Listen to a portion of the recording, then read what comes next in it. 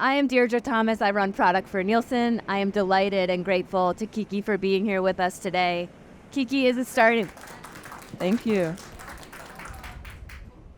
Kiki is a starting guard for UCLA Bruins. She was the number 2 recruit out of high school nationally and has lived up to every bit of it. So thank you so much for being here with us. I actually want to start by talking about the fact you were one of 4 incredible athletes profiled in the Full Court Press documentary that dropped last month on ESPN Plus, who hopefully many of you guys have watched. Can you share a bit about that experience and why telling stories about diverse women in sports is important to you? Yeah, for sure. First of all, hi everyone. Thank you for being here. Yeah, so I was part of this documentary, Full Court Press. If you haven't seen it, definitely check it out. But first, it took a while to get used to having all the cameras around following me throughout the season and just kind of being at all behind the scenes moments with my teammates, my family, when they would come visit, and my friends. But I think, storytelling in women's basketball is so important. And I think growing up, when I think of my favorite athletes and all the athletes that I admired, it was because I felt like I kind of knew them on a personal level. And I think the aspect of storytelling that really connects you to athletes is really what makes you invested in them and want to follow them. And I think that hasn't always been there in women's basketball. But the fact that the storytelling is growing in the game and there's more opportunities to do that, it was really, an incredible opportunity for me to be a part of that group.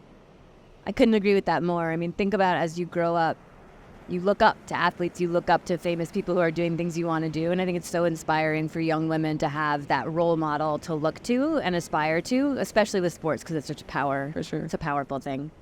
So women's basketball in particular is on fire right now. Dana on the last panel talked about how the NCAA was the most watched televised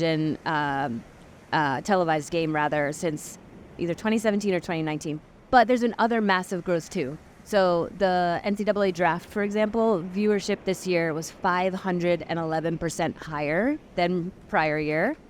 And this is even better amongst young women. So amongst women 2 through 17, 668% higher, speaking to the power of, just female inspiring athletes on young women.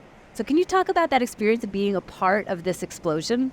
Yeah, it's incredible. I mean, there's not a better time to be playing women's college basketball and to be playing women's sports than right now. And I'm just grateful to be in that moment. And I think it's actually really funny. So I'm sophomore, or just finished my sophomore year of college. And in one of my classes is like a sports management class.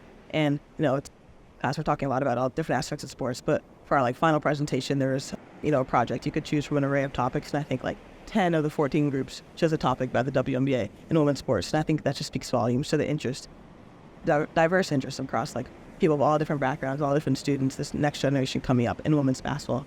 And just to be playing right now in a pivotal moment in this sport, in this game, it's incredible just because there's so much attention, so many eyeballs, and it's a really great opportunity to be one of the people to continue to grow the game and pave the path for the next generation.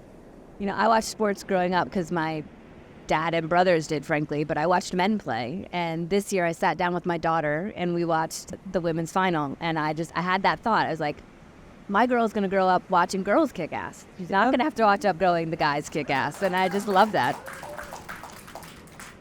So another profound change, aside from the viewership explosion, is the fact that the rules have changed around sponsorship for collegiate athletes. And with the opening up of NIL, which I had to look up, names, images, and likenesses for college athletes, it's created a tremendous amount of sponsorship opportunities, which you have a bunch of. So I think I would love to hear about who you partner with and what that's been like. For sure. I mean, NIL has been an incredible opportunity because it really gives all athletes an opportunity to make and profit off of your name, image, and likeness. And for me, that started my senior year of high school. So it's pretty early on. It's definitely a big time consuming aspect just because, it's another thing that you have to focus on besides school and basketball. But, NIL is really incredible just because, especially for female athletes, it gives us another opportunity to tell our story, to make money, and to start that earlier on. And for me personally, I partnered with Jordan Brand. That was my first partnership. I was the first Jordan Brand athlete. Thank you. Establishing that partnership at a young age. And then, in college, I've worked with Beats, with State Farm, and then with Disney and ESPN Plus in the, for the Full Court Press documentary. So when you're choosing partners, what do you think about them? What are you looking for in a partner? Yeah, definitely looking at, long-term partnership opportunities. And I think it's, these partnerships are the most successful for athletes when they're organic. And the brand and the athlete can kind of both work off of each other, and they kind of have mutual interest. And for me personally, some of my passions are gender equity in sports and interracial equity, and so to find brands that align with those qualities and are willing to support me in working with those causes is really important. I'm going to go off script for a second, go back to what you said before. How do you juggle it all? You're a student athlete, you are a professional, like you're out here doing this kind of stuff. How do you pull all of that together? Yeah, it's a lot for sure. It's a lot more than my normal college friends. But I just look at it all as like an opportunity for me to continue to build relationships, to have really, really cool experiences that I wouldn't have otherwise. Obviously, I wouldn't be here at this age if it weren't for basketball. But it definitely takes a lot of prioritization of time, making sure I'm still being a student first and a basketball player.